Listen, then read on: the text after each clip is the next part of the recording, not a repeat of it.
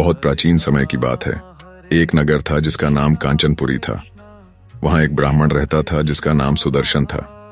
सुदर्शन अत्यंत धर्मनिष्ठ, दयालु और भगवान विष्णु का परम भक्त था। उसकी पत्नी सत्यव्रता भी उतनी ही श्रद्धावान और पतिव्रता थी। दोनों का जीवन एक दूसरे के प्रति प्रेम और ईश्वर के प्रति भक्ति से भरा हुआ था। वे हर पर्व और उपवास नियम पूर्वक करते थे, किंतु जब कार्तिक मास आता तब उनका भक्ति भाव और भी प्रगाढ़ हो जाता था। सत्यव्रता प्रातः काल उठकर गंगा जल से स्नान करती, आंगन में तुलसी के पास दीप जलाती और भगवान विष्णु का नाम जप करती।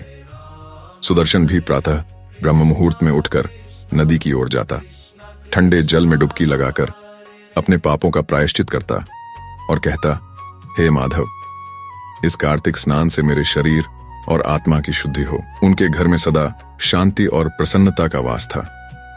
एक दिन सत्यव्रता ने अपने पति से पूछा, स्वामी, आप कार्तिक मास में इतना विशेष ध्यान क्यों रखते हैं? इस महीने के स्नान और दीपदान में ऐसा कौन सा रहस्य छिपा है जो आप इतने निष्ठावान होकर उसका पालन करते हैं? सुदर्शन ने मुस्कुराकर उत्तर दिया, प्रिय, कार्तिक मास भगवान विष्णु को अत्यंत प्रिय है। इस मास में किया गया हर छोटा सा पुण्य भी 1000 गुना फल देता है।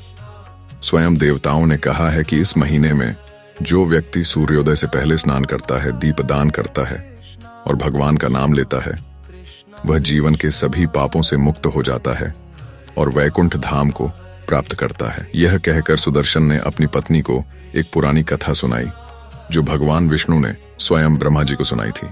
बहुत समय पहले सत्य युग में एक धर्मनिष्ठ राजा राज्य करते थे जिनका नाम था रुक्मांगद। वे विष्णु भक्त थे और अपने प्रजाजनों को सदा धर्म के मार्ग पर चलने की शिक्षा देते थे। उनके राज्य में किसी को पाप करने की अनुमति नहीं थी। वे स्वयं प्रत्येक व्रत, यज्ञ और स्नान करते थे और अपने प्रजाजनों को भी प्रेरित करते थे कि कार्तिक मास के आगमन पर वे पवित्र नदी में स्नान करें, दीपदान करें और हरिनाम जपें।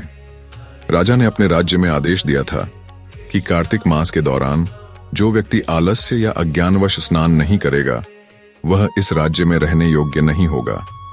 राजा के आदेश से पूरा राज्य भक्ति में लीन हो गया। लोग प्रातः काल उठकर नदी की ओर जाते, सूर्य उदय से पहले ठंडे जल में स्नान करते, नारायणाय नमः का जप करते, हर घर में तुलसी के पास दीप जलते और वातावरण में शंखनाद और भजन गूंजते। ऐसा लगता मानो पृथ्वी पर स्वयं स्वर्ग उतर आया हो।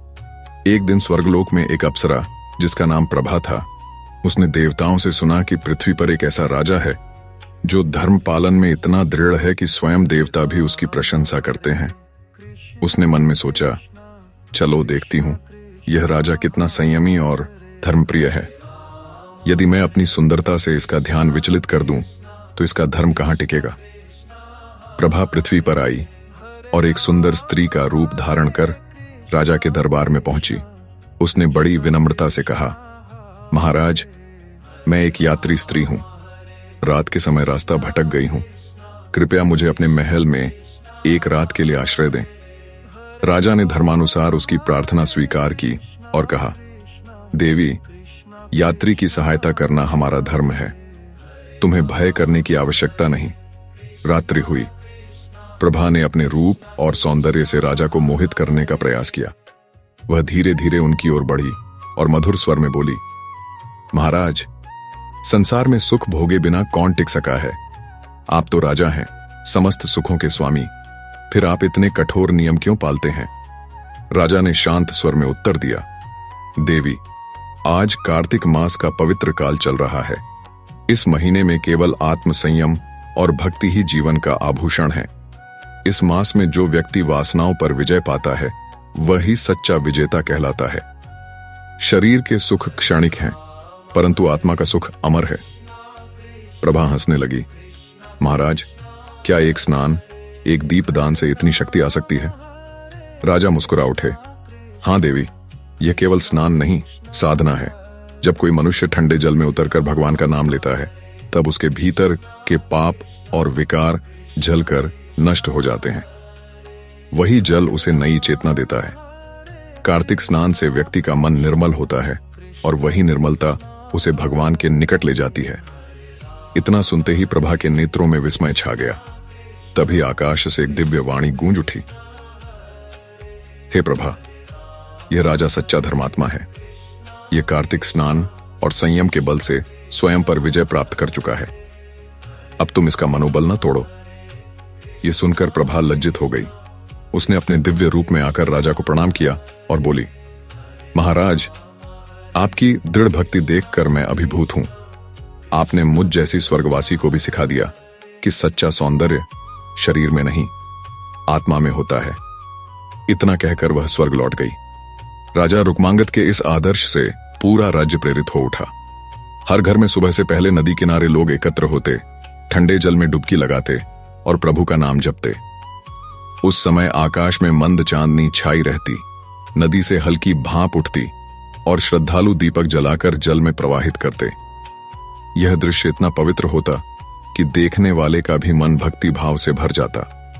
राजा के राज्य में एक बार एक चोर भी रहता था। वह हमेशा चोरी और छल कपट में लगा रहता था।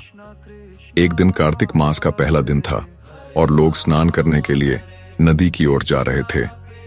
वह भी उसी ओर गया ताकि मौका देखकर किसी का सामान चुरा सके। परंतु जब वह नदी किनारे पहुंचा और सबको डुबकी लगाते देखा तो उसने सोचा कि वह भी पानी में उतर जाए ताकि किसी को संदेह न हो। जैसे ही उसने जल में डुबकी लगाई, एक अजीब अनुभूति उसके हृदय में हुई। उसके मन में शांति उतर आई, अपराध बोध जाग गया। वह वहीं बैठ गया और फूट फूट कर रोने लगा। उसने कहा, हे प्रभु, मैंने जीवन भर पाप किए, दूसरों को दुख दिया, पर आज इस स्नान ने मेरे भीतर के अंधकार को मिटा दिया। अब मैं किसी को कष्ट नहीं दूंगा। उस दिन के बाद उसने चोरी छोड़ दी और भक्ति का मार्ग अपनाया। लोग कहते हैं वह आगे चलकर एक संत बन गया। यह कार्तिक स्नान का ही प्रभाव था। सत्यव्रता यह कथा सुनकर भाव विभोर हो गई। उसने कहा, प्रभु, क्या हर व्यक्ति के लिए यह स्नान आवश्यक है? यदि कोई वृद्ध या अस्वस्थ हो और नदी तक न जा सके तो क्या उसे यह पुण्य नहीं मिलेगा? सुदर्शन ने उत्तर दिया, हे प्रिय, भगवान विष्णु दयालु हैं। जो श्रद्धा से घर में ही स्नान कर उनके नाम का स्मरण करता है उसे भी वही फल मिलता है, किंतु जो व्यक्ति नदी या सरोवर में जाकर स्नान करता है उसे भगवान के लोक में स्थान प्राप्त होता है। कार्तिक मास में केवल स्नान ही नहीं, तुलसी पूजन और दीपदान भी अत्यंत शुभ माना गया है। सत्यव्रता प्रतिदिन संध्या के समय तुलसी के पास दीप जलाती। ठंडी हवा में दीपक की लौ थरथराती, लेकिन वह अपने आंचल से उसे बचाकर कहती, हे प्रभु, जैसे यह दीप अंधकार को मिटा रहा है वैसे ही मेरे जीवन से अज्ञान को मिटा दो। एक दिन जब दीप बुझने ही वाला था, उसने अपने आंचल से हवा रोक ली। उसी रात भगवान विष्णु ने स्वप्न में आकर कहा, हे सती, तुमने दीप की रक्षा की है, मैं सदा तुम्हारी रक्षा करूंगा। तब से यह परंपरा चली कि कार्तिक मास में हर संध्या को दीप जलाना चाहिए। घर के आंगन में, तुलसी के पास, नदी किनारे और मंदिरों में। यह दीप न केवल प्रकाश देता है बल्कि ईश्वर की कृपा का प्रतीक होता है। महीने के अंत में आती है कार्तिक पूर्णिमा, जो सबसे शुभ मानी जाती है। इस दिन देवता भी गंगा तट पर दीप जलाते हैं, इसलिए इसे देव दीपावली कहा जाता है। कहा जाता है कि जब भगवान शिव ने त्रिपुरासुर नामक राक्षस का वध किया था, तब देवताओं ने आनंद में गंगा किनारे दीप प्रज्वलित किए थे। जो व्यक्ति इस दिन गंगा या किसी पवित्र सरोवर में स्नान करता है, दान देता है और भगवान का नाम जपता है, उसे अनंत पुण्य की प्राप्ति होती है। कार्तिक स्नान का अर्थ केवल शरीर की शुद्धि नहीं है, यह आत्मा की शुद्धि का माध्यम है। कहानी यहीं समाप्त होती है, लेकिन हमारी मुलाकात यहीं खत्म नहीं होती। अगली कहानी में आपको और भी अद्भुत प्रसंग मिलेगा। अगर ये कथा आपके दिल को छू गई हो तो चैनल को सब्सक्राइब करके जुड़े रहिए ताकि अगली बार हम फिर मिलें।